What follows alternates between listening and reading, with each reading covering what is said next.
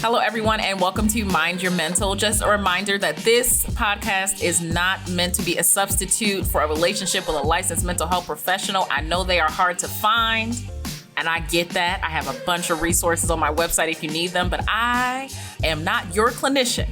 I am a psychologist, but I am not your psychologist. So if you need any specific help, please look for the help of a licensed mental health professional. Learn all you can learn from the podcast. Enjoy the episode. What can Black men do to foster a more supportive environment for Black men? What can they do to build that community amongst themselves? Yeah, I would say that just because something may have not worked for you doesn't mean that it won't work for your friend or your brother or your cousin, right? So if you went and you tried therapy or you tried a new program and it was trash, or you didn't have a culturally responsive clinician, and you're done with it, don't project that onto the next person that could use some assistance. So that's one thing. Also know that if you went to a barber and they messed up your hairline, you're going to go to someone else to try to get it right. And you're going to restore that, and you're going to try it over and over and over again.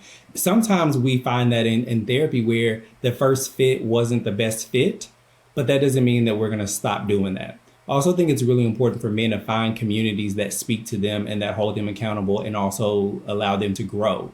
So where is your team? Who are you talking finances with? Who are you talking healthy relationships with? Don't listen to somebody that's not doing the same thing that you're doing. Just because you knew them from 5th grade doesn't mean that they own what you own. I think a lot of the times we get held back because we're still trying to be in cahoots with somebody that's no longer fitting in our system. So knowing who your community is, and I think different friends serve different purposes, or different people you can go to for different things. And then also, let's not weaponize therapy as a punishment and see it as a gift.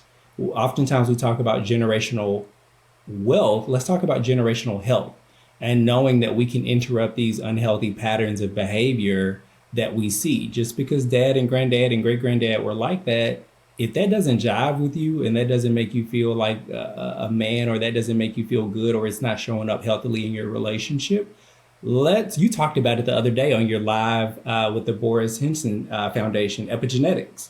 I love it because we can really change the trajectory of where we are. I realized as I got older, I got my anxiety from my mom, and I'm like, all right, the buck stops here. Because I don't want to feel this anymore. I recognize where it came from. So I think creating your community, knowing when to advocate for yourself, knowing that you can feel more than just anger. Guys, creating this space for one another. Like, I don't know if you watched The Chi on Showtime, but last season, they created this group where the guys could just come and talk about anything. I think that is a beautiful thing, to create those spaces. You may not always go to therapy. That may not be something that's something that you want to do right now. But finding a space that teaches you and that challenges you, I think, is really important. Think I got your answers to your question? You did. You did fantastic. Okay. You ain't see me say. Because I can just go now. I can just go. No, yes, and that's what people need. People need individuals to just go. And on the other end, what can people who are not Black men, what can we do to support the mental health of Black men? On the outside looking in, like I have 2 Black boys, my husband, my students, anyone. What can we do to support the mental health of Black men? Don't turn a blind eye to when you see things happening in the news. When you see an unarmed Black man get killed, don't pretend like nothing happened when you see me at work the next day, because I'm carrying that. I probably had an emotional response going into work because I know it's not safe out here.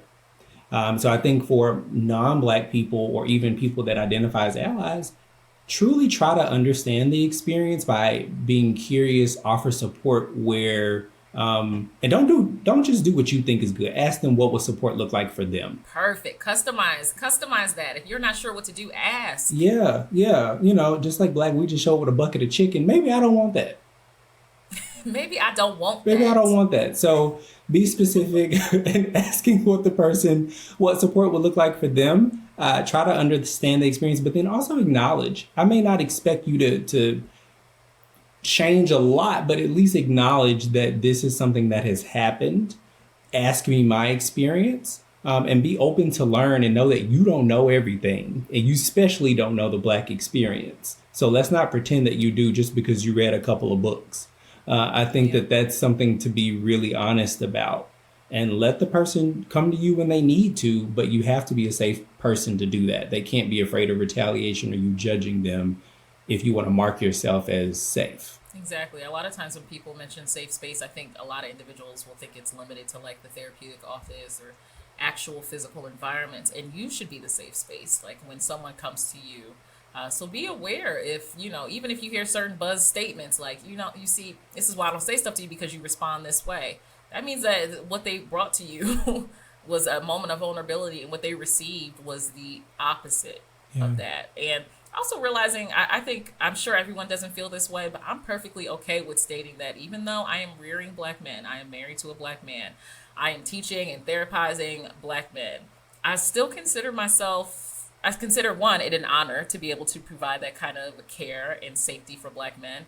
But I also think it's a realm where I understand that I am a guest here. And I think sometimes we step forward more than we should. And I think sometimes we need to, instead of taking the mic, we need to like push the person behind us and be like, hey, they asking a question about you. I don't have these parts. So I can back you up if you need it.